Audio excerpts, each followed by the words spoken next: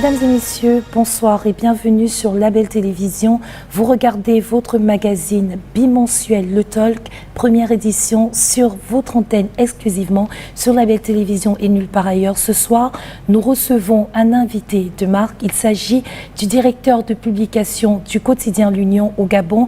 Il s'appelle Monsieur Lin-Joël Dembé. Monsieur, bonsoir et bienvenue. Bonsoir. C'est un plaisir de vous recevoir sur notre antenne. Le plaisir est partagé.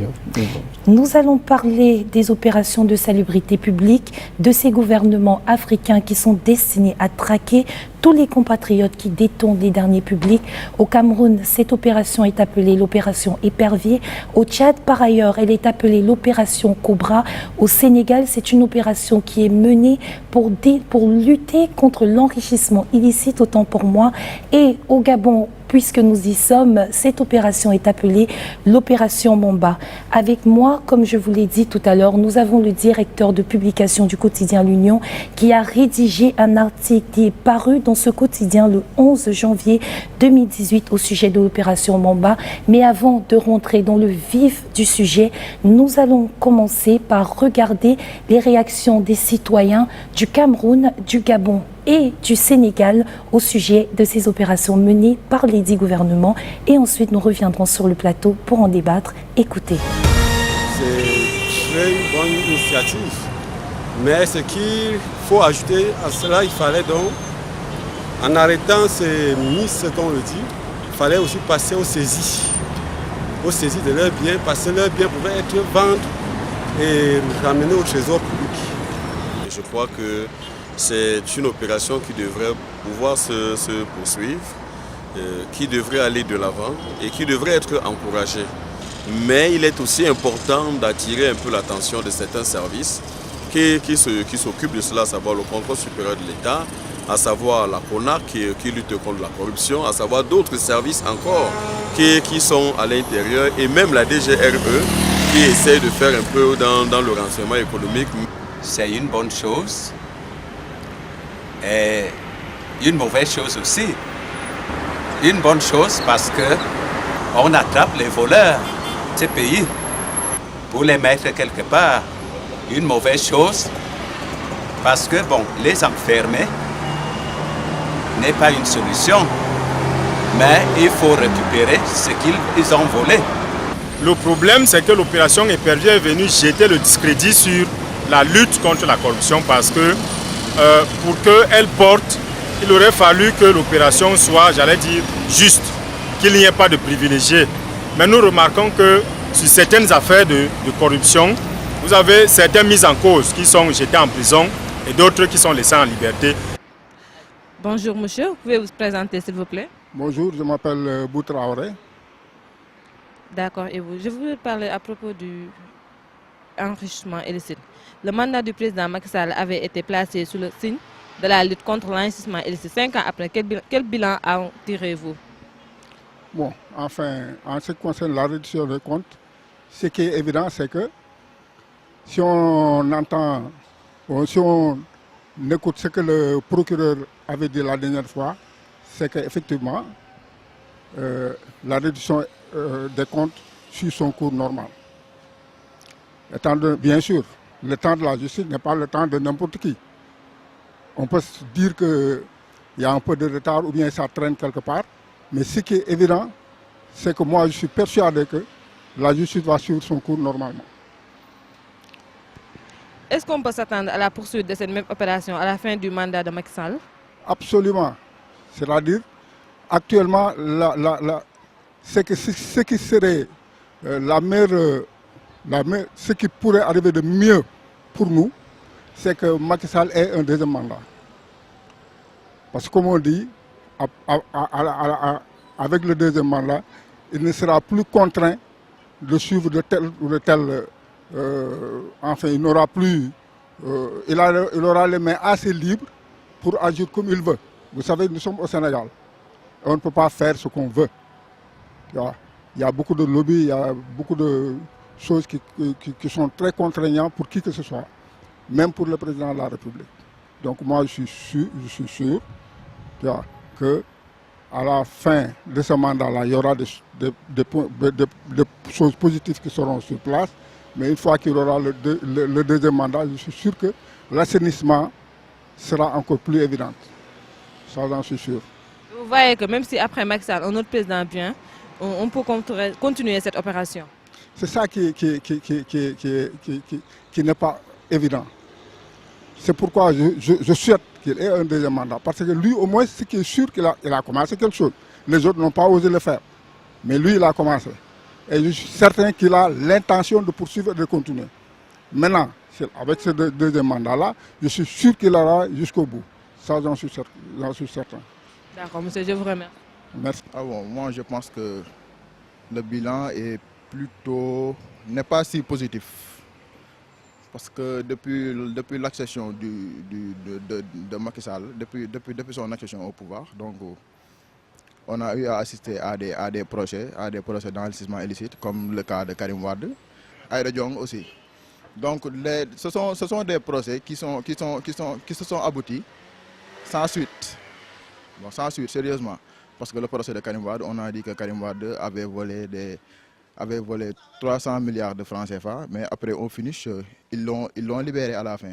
Donc Aïda Diong aussi, le gouvernement du Sénégal a déclenché un procès, mais aussi à la fin, le gouvernement n'a rien trouvé. Ils l'ont remis, tous ses biens. Hein. D'accord, mais moi je trouve que tout ça, c'est une politique de Macky Sall. Il y a d'autres choses qui sont prioritaires que d'être là à poursuivre les gens et de les enfermer en déclenchant des procès qui n'ont pas de sens. Moi, je trouve que les procès-là pouvaient ne pas avoir lieu. Le futur président qui sera là après Macky Sall devrait s'interroger sur d'autres points qui sont beaucoup plus stratégiques pour le Sénégal. Parce qu'à cet instant, nous devons nous concentrer sur le développement du Sénégal, mais pas à poursuivre des personnes pour des traques des biens mal acquis et consorts. Donc je pense que si à l'accession, si nous avons un nouveau président, hormis Macky Sall, qui vient pour poursuivre la traque, moi je trouve que ça n'a aucune chance, quoi. Je suis en phase avec le président Macky Sall parce que ça fait partie de la bonne gouvernance. Parce que l'argent illicite, si on l'a repris, c'est parce que qui nous est offerte. C'est une opportunité qui nous est offerte. Parce que quand on confie de l'argent public, la meilleure manière de la gérer, c'est de ne pas la confondre avec votre argent. C'est de l'argent public. Ça doit être géré de manière efficiente. Et quand on vous demande de rendre compte, vous rendez compte. Si vous n'êtes pas en mesure de rendre compte, c'est parce que vous êtes en train de vous enrichir illécitement. En cas pour moi, je suis pour. Parce que ça fait partie toujours de la bonne gouvernance. Parce que si on ne la poursuit pas, c'est parce qu'on est en train de fausser les donnes. C'est pourquoi moi je suis en phase avec cette opération. Parce que c'est une opération, comme j'ai eu à le dire souvent, c'est une opération de charme. Donc c'est pour couvrir nos biens, nos ressources. Parce que quand on confie de l'argent, il faut la gérer. C'est pour le Sénégal, ce n'est pas pour quelqu'un d'autre, c'est pour nous tous. Donc il faut la gérer convenablement. Si vous n'êtes pas en mesure, c'est parce que vous êtes en déphasage avec la loi. Et la loi vous poursuit. Oui, la loi vous poursuit. Donc l'argent illicite, ils vont la continuer. C'est une bonne opération. Un bilan très négatif. Un bilan négatif. Parce que même s'il a fait des efforts pour essayer de stopper la corruption et surtout de poursuivre certains hauts dignitaires, certains hauts anciens dignitaires, cela ne s'est pas fait dans l'équité. Ça n'a pas été un processus général. Et surtout, ce n'est pas ça le problème. Le problème, c'est d'avoir une justice indépendante, d'avoir surtout des corps de contrôle indépendants qui font le travail en toute impartialité, sans l'immixtion de l'exécutif. C'est ça le fond du problème. Voilà, donc c'est un bilan pour moi qui est négatif. Sauf à avoir quelqu'un qui sorte de l'ordinaire, c'est-à-dire si jamais le Sénégal a un jour un chef d'État, peut-être par miracle, qui prend conscience de tout ce qu'il y a à faire, j'en doute. J'en doute parce que simplement le problème, ce n'est pas un problème d'homme, c'est un problème de structure, c'est un problème d'institution. Et si un jour on veut sortir de l'auberge, il va falloir vraiment que nos corps de contrôle, je le répète, qu'il s'agisse de l'IGE, qu'il s'agisse de la Cour des comptes, qu'il s'agisse de l'OFNAC et de tous les corps de contrôle, que ce soit des corps véritablement indépendants, qui puissent faire leur travail en toute impartialité et que derrière, les sanctions administratives et surtout les sanctions judiciaires soient prises aussi de la manière la plus objective possible. Et pour ça aussi, il faut que la justice soit vraiment une justice qui soit à équidistance des citoyens et de l'État.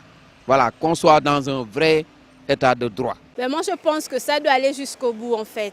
L'opération doit aller jusqu'au bout. C'est parce qu'on connaît dans les histoires, souvent dans notre pays, ça commence d'abord, on arrête certaines personnes et puis à un certain moment, on ne parle plus de ça. Donc, j'espère seulement que ça va aller jusqu'au bout, c'est tout. C'est une opération qui sert à traquer tous ceux qui pillent l'État. Donc, jusque-là, je pense que l'État se débrouille quand même à traquer ces gens-là. Et c'est une très bonne chose. Et toute chose a une fin. C'est un bon début. Si les hautes autorités ont pensé de mettre la main sur les gens qui nous mettent à terre, parce que nous, les pauvres, nous souffrons, et ce sont eux qui bénéficient. Ça ne nous profite pas, ça leur profite à eux. C'est le temps, chaque chose a son temps. Et on remercie vraiment les hautes autorités qui ont pensé, n'est-ce pas, à commencer cette opération. Et j'espère vraiment qu'ils ne vont pas lâcher parce que s'ils ont commencé, il faudrait qu'ils continuent. Non mais c'est très bien, il faudrait qu'on les arrête parce qu'ils pillent les caisses de l'État, ils nous empêchent, nous les pauvres, d'évoluer. Il faut qu'on les arrête. C'est très bien, moi ça m'arrange, c'est bien. S'ils pillent l'État, on les arrête, c'est bien. C'est une bonne chose. C'est une bonne chose, c'est très bien. C'est très vraiment bien. Que ce soit des grandes personnes ou des mineurs, c'est une bonne chose. Mais en tant que Gabonais, c'est d'abord, quand l'opération a commencé, nous nous sommes dit que c'était une bonne chose. Mais aujourd'hui, on se rend compte que c'était que juste 3 ou 4 personnes. Or, c'est tout un pays qui est plongé dans cette mafia. Mais il faut partir du haut et jusqu'au bas, ce n'est pas seulement le bas. Parce que le voleur, ce n'est pas moi qui suis là, je ne peux pas rentrer au trésor pour aller voler l'argent. Ce sont eux-mêmes qui signent les papiers, qui font des surfacturations et tout et tout.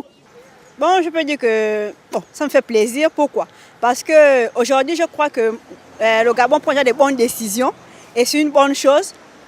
S'il faut vraiment ça, moi je dirais que c'est une bonne chose, il n'y a rien à dire. Donc, Monsieur Lin Joël Dembe, après le visionnage des réactions des différents compatriotes de ces pays, pensez-vous que ces opérations ont-elles été mal comprises ou sont-elles impopulaires? Car bien des fois, les détourneurs sont des proches de ces personnes-là. Vous savez, au sujet des questions liées à la corruption, l'arrestation d'un certain nombre de compatriotes, les avis peuvent être partagés. Cela se comprend. Mais il faut d'abord partir du contexte dans lequel ces actions judiciaires ont été menées, et notamment l'opération Mamba. Vous vous souviendrez qu'en 2009, lors de la campagne présidentielle, Ali Bongo Ondimba avait une vision claire qui consistait à changer le devenir de cet nombre de populations, améliorer leurs conditions de vie. Et il avait un programme qui définissait clairement ce qu'il... Et un projet de société. Un projet de société, l'avenir en confiance. Et il avait pris l'engagement de construire, concernant justement la question liée au logement, qui fait débat aujourd'hui, de construire 5 000 logements par an. Oui. Les moyens ont été mis, des moyens considérables. Notre budget, le budget gabonais, était passé de 150 millions avant 2009, 150 milliards, autant pour moi, au double. Ce qui signifie que concernant l'investissement, il y avait un certain nombre de moyens qui ont été mis en place et des fonds pour un certain nombre de projets sociaux destinés aux populations. Au terme de ce mandat, on a constaté que tous les projets, notamment concernant les logements, les lotissements, n'avaient quasiment pas abouti. On parle de 6 000 et quelques logements, pourtant c'était 5 000 qui avaient été promis au terme de chaque année. Voilà, donc il y avait en fait à peu près, on devrait se retrouver au moins avec 30 000 logements au minimum. Et l'autre aspect qu'il faudrait retenir, c'est qu'on a eu dans ce pays, le Gabon principalement, une culture qui consistait sensiblement à détourner les fonds. On l'a appelé un sport national. Parce que des compatriotes, en fonction des positions qu'ils occupaient, se permettaient de détourner l'argent public en toute impunité. Nous avons, je crois, les autorités à l'époque avaient mis en place un certain nombre de structures, la Commission nationale de lutte contre l'enrichissement illicite, et également nous avons pourtant un code pénal qui sanctionne également tous les délits concernant les détournements de fonds d'argent public. Et jusque-là, il n'y avait pas réellement eu de sanctions. Tous les Gabonais se posaient la question, comment se fait-il que dans ce pays, les gens volent impunément sans qu'ils ne soient mis en prison. Surtout au détriment des populations, parce que quand il s'agit des logements sociaux, ces logements-là, c'était pour les populations gabonaises. Et aujourd'hui, n'ayant pas eu la possibilité d'avoir leur logement parce que les fonds ont été détournés, parce qu'on parle de certains chantiers qui n'ont même pas vu le jour et dont l'argent qui avait été mis à la disposition de certains hauts responsables et au cadre de l'administration n'ont pas été réalisés. Voilà, ça fait 1 an, le gouvernement lance une opération qui consiste à débusquer un peu toutes ces personnes qui ont détourné les fonds publics. Et lorsque Mamba s'engage, c'était uniquement dans ce cadre. Donc on a pu, à partir de cet instant, découvrir un certain nombre de malversations financières liées à la non-réalisation de tout un certain nombre de projets. Il n'y a pas que des projets liés au logement, il y a d'autres projets qui sont également concernés et les personnes ont plus ou moins été auditionnées, d'autres mises aux arrêts, je crois que nous... À la prison centrale de Libreville. Voilà. Mais selon vous, est-ce que cette opération ou des opérations de ce type, vu que nous parlons de l'Afrique, est-ce qu'elles sont-elles dissuasives et existe-t-il des statistiques prouvant qu'il y a eu recul de la corruption suite à de telles opérations ? Vous savez, au niveau des statistiques, il y a des organismes internationaux qui parlent de ces questions de corruption. Des pays, on entend cette année, le pays est au rang X par rapport à la corruption et ça a baissé, ça peut évoluer comme quoi. Bon, oui.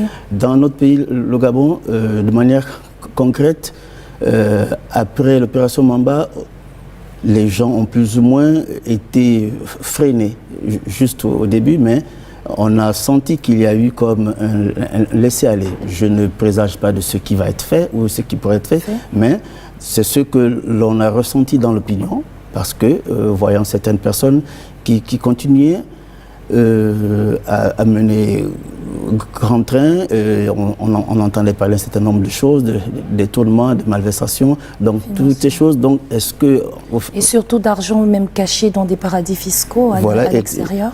Selon certaines sources, bon, on n'a pas de preuves, mais ce qui est évident, c'est qu'il y a quand même eu un problème dans ce pays.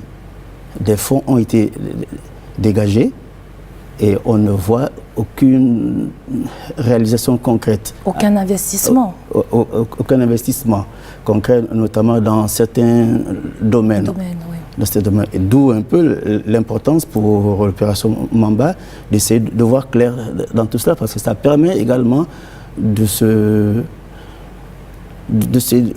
poser la question de savoir où sont passés ces fonds. Où sont passés ces fonds? À quoi ont-ils servi? À quoi ont-ils servi?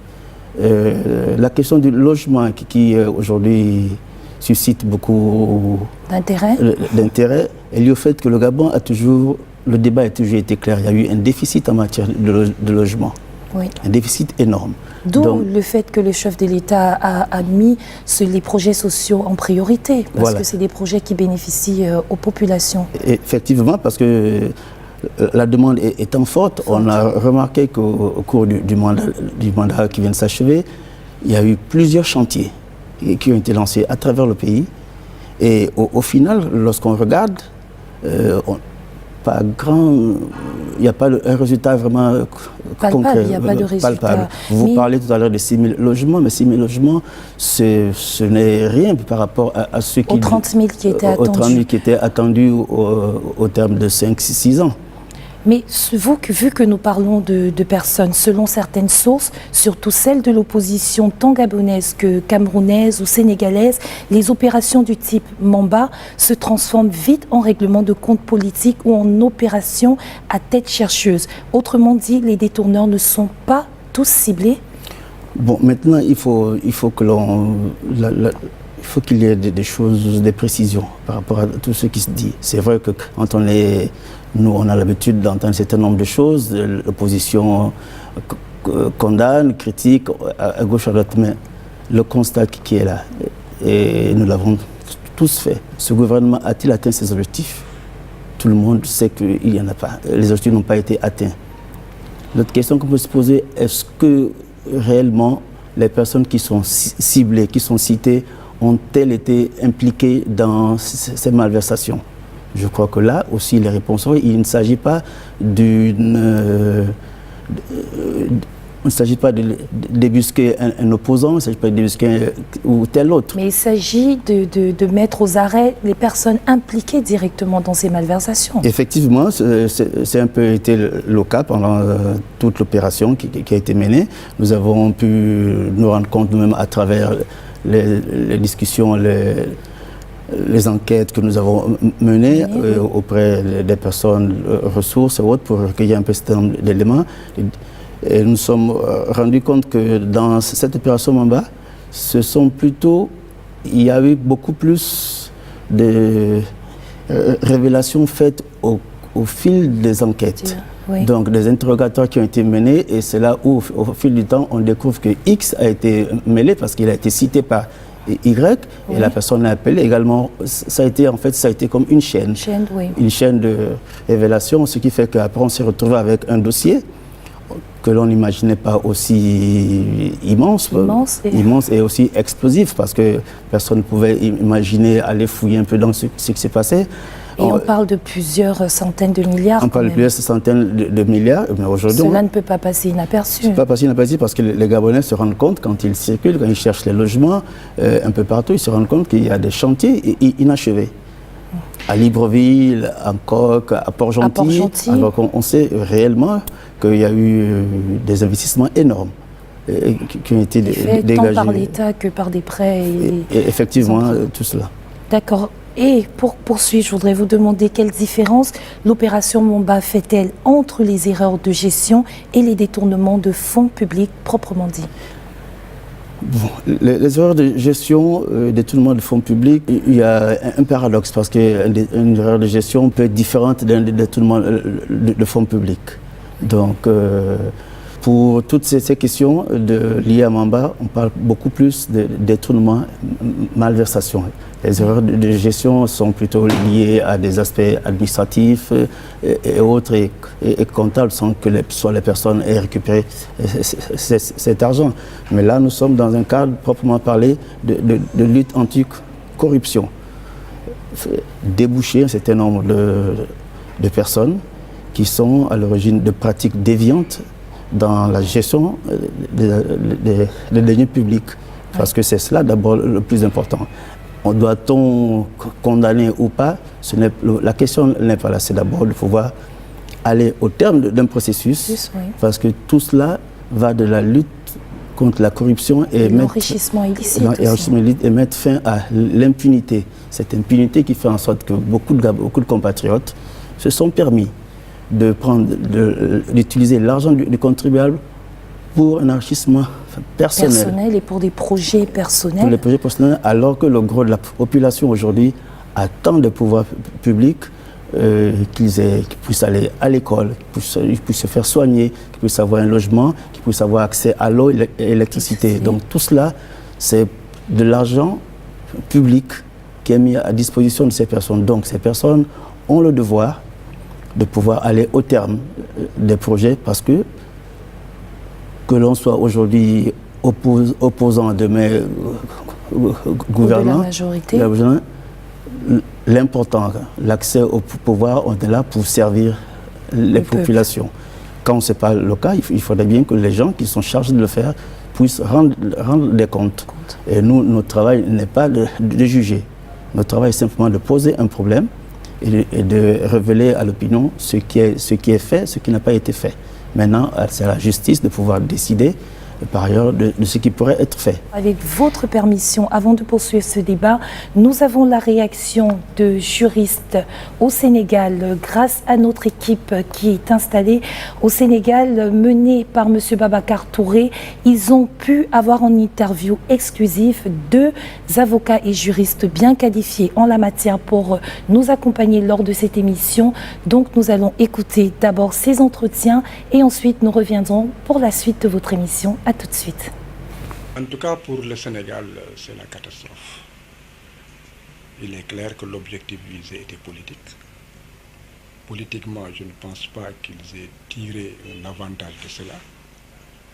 Pour ce qui est de l'intérêt national, cela a été un flop.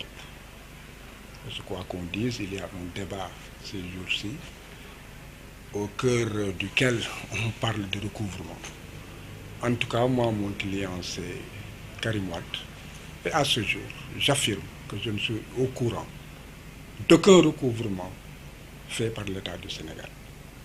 En dehors des villas qui avaient été saisies au Sénégal, n'est-ce pas, et qui, semble-t-il, auraient été restituées. Est-ce vrai, est-ce faux? Je n'en sais rien. En tout état de cause, pour ce qui est du reste, jusqu'à présent, nous sommes en procès. Vous savez, c'est partout dans le monde où les deniers publics sont menacés. Ce n'est pas seulement en Afrique. En Europe aussi, les deniers publics sont menacés. Tout le problème, c'est un problème de système judiciaire. Et d'intérêt national, il faut qu'on ait dans nos systèmes des dirigeants honnêtes et loyaux. Lorsque vous avez aussi des personnes perverties dans leur comportement, vous ne pouvez pas demander qu'à la base qu'il y ait une certaine éthique. Je pense que je me fais comprendre. Les prédateurs des deniers publics, ce sont ceux-là même qui en fait détiennent les deniers publics et qui sont au sommet de l'État. Et souvent, ce qui est dramatique, comme c'est le cas au Sénégal, c'est utilisé comme une arme politique contre des opposants politiques, à tort ou à raison. Si en fait c'est à raison, c'est à la justice, n'est-ce pas, de mener des enquêtes libres, indépendantes, sans qu'il y ait interférence ni ingérence du pouvoir exécutif, n'est-ce pas, qui décide de la culpabilité ou de l'innocence des personnes. Mais cela ne se passe pas de cette manière. Donc c'est pour dire que nous avons tous intérêt à ce que les deniers publics soient utilisés convenablement au profit des populations et qu'il y ait une réédition des comptes. Ce dont nous sommes contre, c'est que l'on utilise la lutte contre l'enrichissement qu'on dit illicite, n'est-ce pas, pour régler des comptes politiques. Et c'est pourquoi cela a échoué au Sénégal. Je suis affirmatif, au Sénégal, ça a été un échec. L'État du Sénégal n'a pu prendre que des villas qui se trouvent sur son propre sol, qu'il a eu à immatriculer, n'est-ce pas, au nom de l'État. Et semble-t-il, est-ce vrai, est-ce faux? En tout cas, je ne peux pas le confirmer ou l'infirmer. Il semblerait que, en vérité, ces biens n'auraient même pas été saisis correctement. Donc, il y a ce que je déplore. Je dis que nous avons, malheureusement au Sénégal, l'habitude de mensonges d'État. Le mensonge d'État, n'est-ce pas, est très fréquent au Sénégal et on dit aux populations des choses qui ne soient pas fondées, qui ne soient pas vraies. Parce que l'essentiel des biens qu'ils disaient avoir été mal acquis se trouverait à l'extérieur. Et pourtant, jusqu'à présent, les procédures se poursuivent à l'extérieur. Cela veut dire qu'ils n'ont encore rien recouvré. En tout état de cause, en ce qui concerne mon client, je ne suis au courant d'aucun recouvrement. Si maintenant il s'agit de d'autres personnes poursuivies pour enrichissement illicite, je ne suis pas leur client. Et je vois qu'on a aligné, comment dirais-je, un certain nombre de personnes. On prend un dossier où dans ce dossier, c'est le mari, c'est la femme, c'est la fille, c'est la belle-fille et le beau-frère, on les aligne comme si c'était des dossiers distincts, alors que c'est un seul dossier où en fait les poursuites portent sur 2 milliards de francs CFA et où en fait, semble-t-il, le cautionnement qui avait été donné n'était même pas un bon cautionnement. Donc il y a des problèmes dans ce pays. Je crois que l'enseignement illicite, cette lutte, en tout cas, ça a été une affaire politique. Je ne connais pas ces opérations, parce que vous savez, en tant que juriste, j'étudie une loi. Et je dis si cette loi peut être une loi équitable ou cette loi n'est pas équitable. Parce que nous sommes dans ce qu'on appelle le système de la légalité. Cela veut dire qu'une personne ne peut être poursuivie que sur la base d'un texte de loi clair, compréhensible pour tous et de la même manière. Donc, ne connaissant pas ces lois, n'est-ce pas, toutes ces lois, je ne peux pas me prononcer. Mais ce que je peux dire par contre, c'est que la loi sur l'enseignement illicite n'est pas tombée du néant. Le Sénégal, c'est en 1981. Bien après, il y a eu la convention de Mérida. C'est la convention des Nations Unies contre la corruption. Cette convention a parlé, a prévu entre autres infractions, dont elle mettait l'obligation à la charge des États de légiférer pour, en fait, que des actes qui rentrent dans ces cadres soient réprimés, l'enseignement illicite. Il y a ensuite la convention de Maputo, qui est une convention africaine. Elle aussi a prévu, entre autres lois, la loi sur l'enseignement illicite. Mais ce que j'ai constaté, c'est que les pays signataires de la convention de Mérida, notamment les pays européens, je n'ai vu aucun pays européen qui a légiféré pour l'enseignement illicite. Aucun. Les pays africains ont ratifié la convention de Mérida et la convention de Maputo. Et les pays africains essaient, tant bien que mal, à consacrer effectivement comme infraction un certain nombre de pratiques dont l'enseignement illicite. Maintenant, il appartient à chaque pays de tirer un bilan. Ce que je peux seulement dire, c'est que nous sommes tous pour que les ressources soient employées au profit des populations. Que les derniers publics puissent aussi être profités aux populations. Que tout prédicateur des derniers publics puisse être puni, n'est-ce pas, à la dimension des actes et dans la dimension de la prédication qui est commise. Ce que nous disons, qui n'est pas juste, c'est qu'on ait des lois que les gens ne comprennent pas. Donc moi, je pars avec la présomption par laquelle je pense que les autres pays veulent lutter efficacement contre des prédicateurs, n'est-ce pas, des derniers publics. Mais ce n'est pas le cas du Sénégal. Pour le Sénégal, nous sommes encore toujours dans des combines politiques où en fait, on casse des politiciens. Et c'est bien dommage. Vous avez vu, même dans d'autres systèmes, on laisse les moyens, n'est-ce pas, on laisse les moyens à la personne, toute la latitude de rapporter la preuve. Il y a des commissions, il y a des preuves, il y a des contre-preuves, il y a des rapports d'expertise, des contre-expertises. Mais au Sénégal, vous vous souvenez, dans l'affaire Karim Wade, on ne nous a même pas permis, quand on a demandé la contre-expertise, ils ont refusé. Est-ce que vous pensez que ces gens étaient mus par le désir de découvrir une certaine vérité? Non. Tout ce qu'ils voulaient, c'était casser du Karim. Ils pensent en avoir cassé, mais je pense que jusqu'à présent, cela leur reste au travers de la gorge. Il y a des politiques sectorielles, c'est-à-dire chaque pays définit sa propre politique de lutte contre l'enrichissement illicite. Tel que, bon, vous avez le Sénégal comme exemple, vous avez le Gabon ou le Cameroun, donc entre autres pays. Donc je pense qu'il serait mieux indiqué que cette politique-là puisse s'étendre à l'ensemble des pays africains et que nos dirigeants comprennent que les deniers publics ne doivent pas être confondus avec les deniers personnels.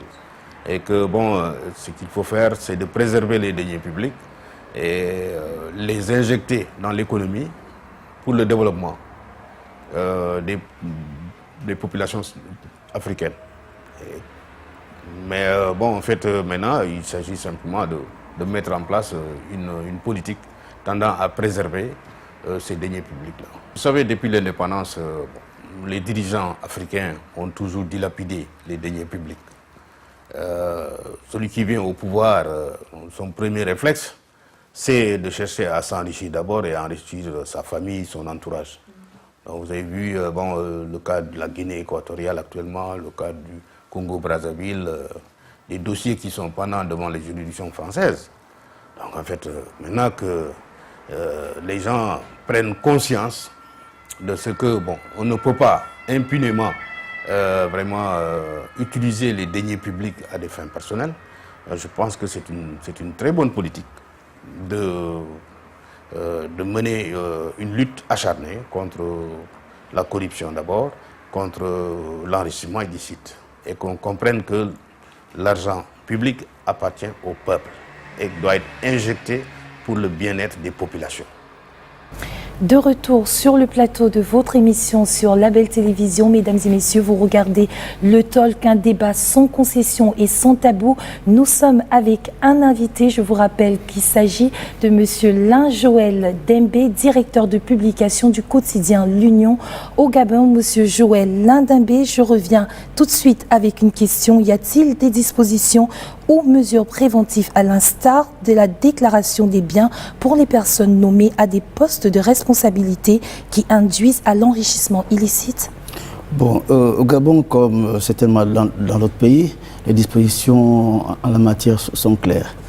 Il est clairement indiqué que toute personne détenteur de l'autorité publique doit faire une déclaration de biens auprès de la Commission nationale de lutte contre l'enrichissement illicite. Donc c'est une pratique qui est là depuis plusieurs années. Est-elle dissuasive ou pas? Ça, c'est à la Commission qui en a la charge de pouvoir dire si les choses ont évolué ou pas. Bon, pour autant, dans l'opinion et pour nous, hommes de médias, nous avons un regard assez particulier par rapport à tout cela. Et il est évident que certains cadres nommés à des fonctions se permettent de mener, de pouvoir détourner. Et en plus, on constate par ailleurs qu'ils se sont tellement enrichis que ça saute aux yeux. Oui. Et donc à partir de cet instant, on se demande à quoi a servi. Est-ce que réellement la déclaration de biens elle est dissuasive? Au final, on se rend compte que ça peut-être ça a un effet pour certains, pour d'autres, ce n'est pas ça le plus important. Parce qu'à la longue, on ne sait plus trop comment ont-ils fait pour, au terme de 2-3 ans, se retrouver... Avec plusieurs centaines de milliards. Avec plusieurs centaines de milliards et apparaître parmi les personnes les plus riches du pays. Ça arrive, c'est peut-être également des informations pas toujours vérifiées, mais on vit dans un pays où l'on sait à peu près qui est qui, et qui a pu faire quoi. Donc, ce sont des choses qui ne peuvent pas se cacher. Donc, ce n'est pas tellement dissuasif en tant que tel. Il faudrait peut-être aller plus loin. Et là, c'est aux législateurs, c'est aux décideurs de pouvoir trouver la manière de faire. Est-ce que l'opération Mamba peut aboutir à cela? Ça également. Il faut bien qu'on aboutisse à cette règle précise d'un fonds utilisé doit servir à un objectif bien précis et bien défini. Voilà, un fonds dégagé c'est pour faire un certain nombre de réalisations, c'est ce qui doit être fait. Cela m'amène justement à vous poser la question suivante. Est-ce que l'opération Mamba s'appuie-t-elle sur la dénonciation ou sur des rapports des organismes étatiques de contrôle? Je vous disais tout à l'heure que dans le cadre de l'opération Mamba, beaucoup de personnes se sont retrouvés mêlés parce que ça a été simplement du fait des révélations d'autres personnes, pas de la délation. Non, c'est simplement du fait qu'au cours des interrogatoires, quelqu'un qui fait sortir le nom de X, donc la personne est appelée pour venir se justifier, pour donner une contre-vérité, voilà, une contre-vérité et la confrontation.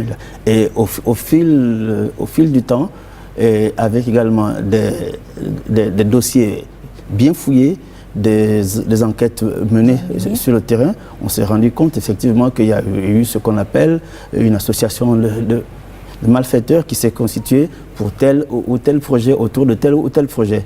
Donc au final, ce ne sont pas tant des rapports qui ont été menés. C'est vrai que l'administration sait à peu près de quoi il est question, parce qu'on se rend compte que du côté du ministère du budget, par exemple, il y a eu des audits qui ont été menés pour voir à peu près d'où sont partis les fonds dégagés pour tel.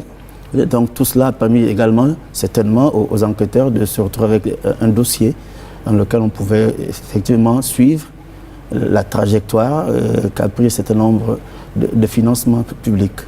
Et selon vous, ce type d'opération, telle que l'opération Mamba, seront-elles plus efficaces ou moins politiquement suspicieuses si elles débouchaient sur le rapatriement des fonds qui ont été détournés?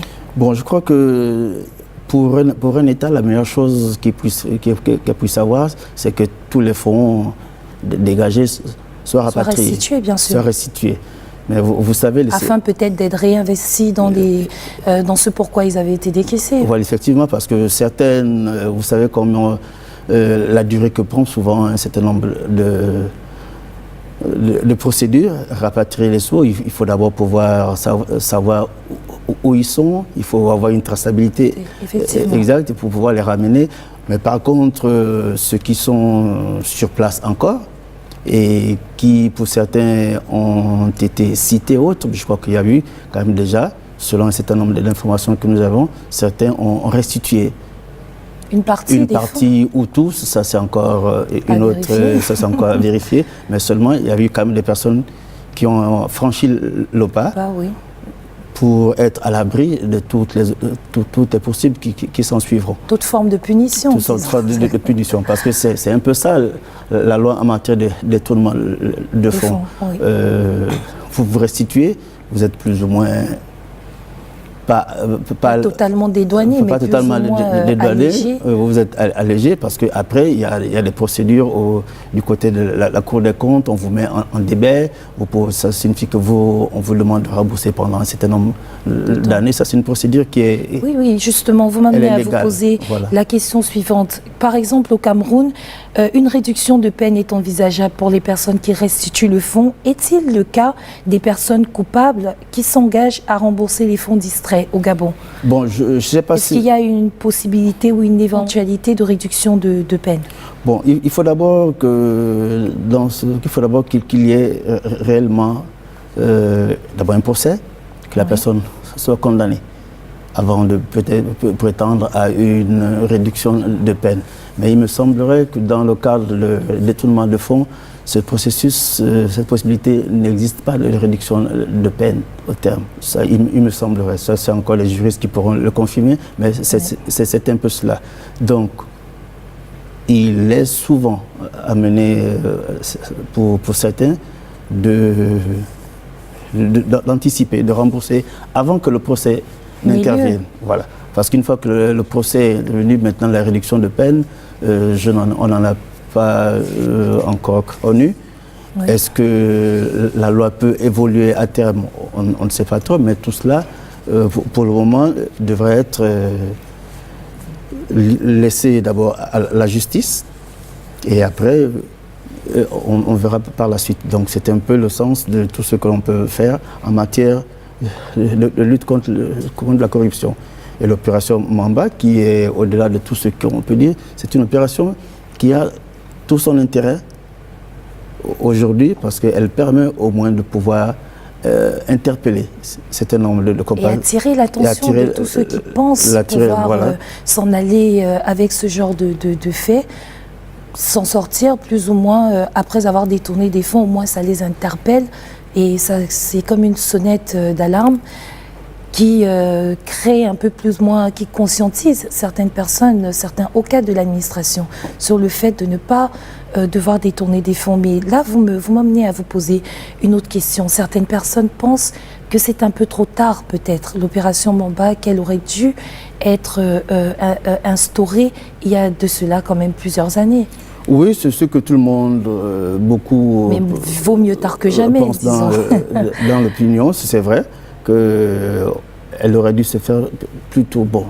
Comme vous dites, mieux vaut tard que jamais. Maintenant, le plus important, c'est que l'opération aille jusqu'à son terme.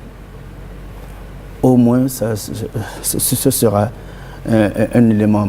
Cela est-il garanti? Vous pensez que c'est garanti? Je crois qu'en ce moment, vu l'évolution du dossier, nous avons eu connaissance de la mise en place de la Cour criminelle spéciale, oui, qui a pour vocation de juger tous les fonctionnaires, tous les agents de l'État et leurs complices qui sont coupables de détournement de fonds.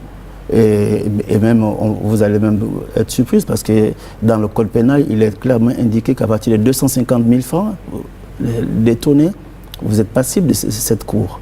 Donc jusque-là, les textes étaient là, mais comme je le disais tantôt, il y a eu une impunité qui fait en sorte que partout, dans l'administration, au sein des sociétés parapubliques et autres, des personnes se permettaient de dilapider les fonds publics qui sont destinés à des projets clairs, des projets qui sont importants pour le devenir des populations, pour le bien-être de nos concitoyens. Donc, il faut bien que cette opération aille jusqu'au bout, parce que sinon, ce serait laisser la porte ouverte pendant des années, encore des années, à ce phénomène qui pose beaucoup de problèmes au pays.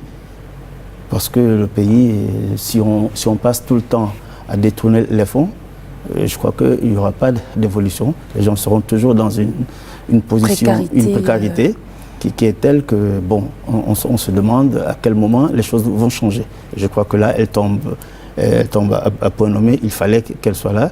Et je crois que au-delà de ce que les gens peuvent dire ici et là, c'est quelque chose qui est perçu différemment.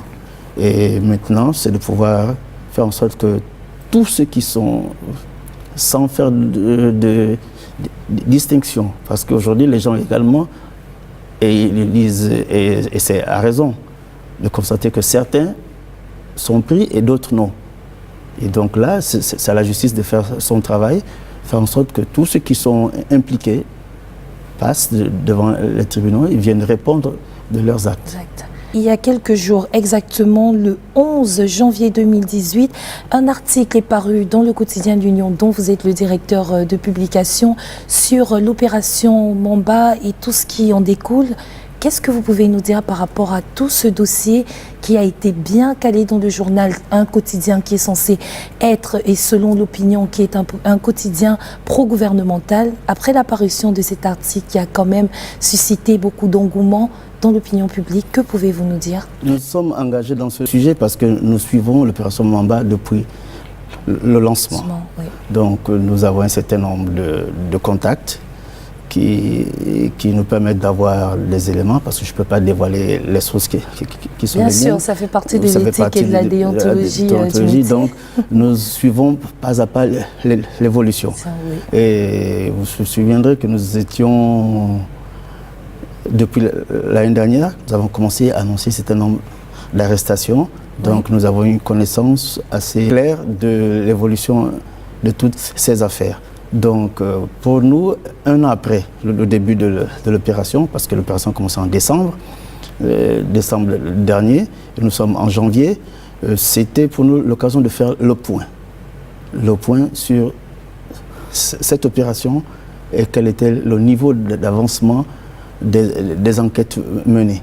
Donc nous nous sommes engagés à produire ce dossier en essayant de prendre affaire par affaire quel était l'objectif du projet, quels étaient les financements et quelles ont été les erreurs, les problèmes qui ont été soulevés par les enquêteurs. Donc c'est ce que nous avons pu faire. Aujourd'hui, bon, ça a suscité un certain nombre de réactions dans l'opinion parce qu'au vu du montant Des montants dévoilés. Des montants dévoilés, il y a quand même... il était évident que personne ne peut être indifférent. Ou insensible à ce type insensible à ce type de détournement. Détournement.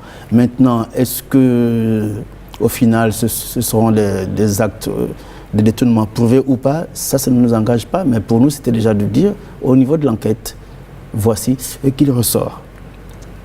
Et sachant également durant ces enquêtes, il y a eu des auditions du X, donc bon, on peut nous reprocher de faire entrave à l'action judiciaire. Non, nous ne faisons pas entrave, nous dévoilons un certain nombre de choses, des informations que nous avons reçues en allant les recueillir. Donc c'est un peu tout ce dossier qui pour nous est un scandale quand on se rend compte un peu que des projets aussi importants, des financements aussi importants ont été dégagés pour des résultats qui ne sont vraiment pas à la hauteur et des réalisations qui ne sont pas visibles.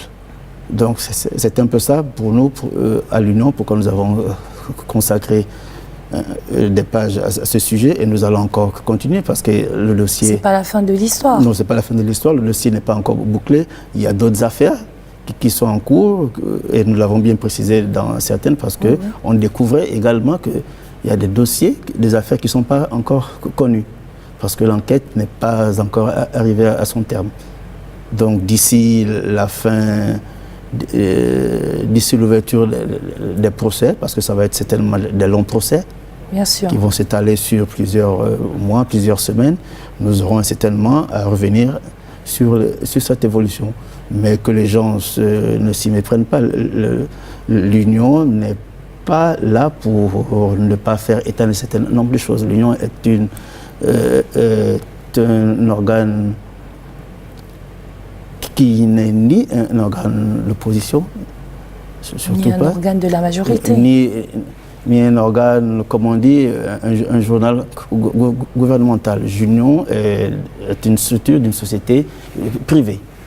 Donc ce que vous essayez de nous faire comprendre en résumé, c'est que l'Union est un journal indépendant qui rédige ses dossiers et ses articles en toute objectivité, qu'en déplaise ou non à l'opposition ou comme à la majorité?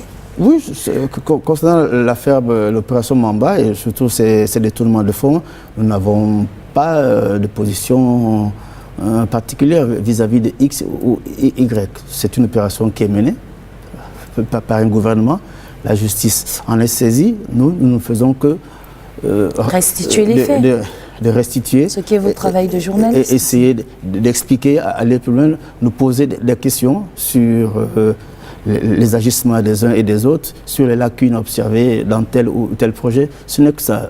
Maintenant, comme je disais tantôt, la décision judiciaire, ce n'est pas nous qui allons la donner. Nous laissons aux juges chargés de ces affaires de décider autrement. Mais nous, notre devoir, c'est de rendre compte et de dire, voici un projet qui n'est pas arrivé à son terme. 50 milliards ont été alloués.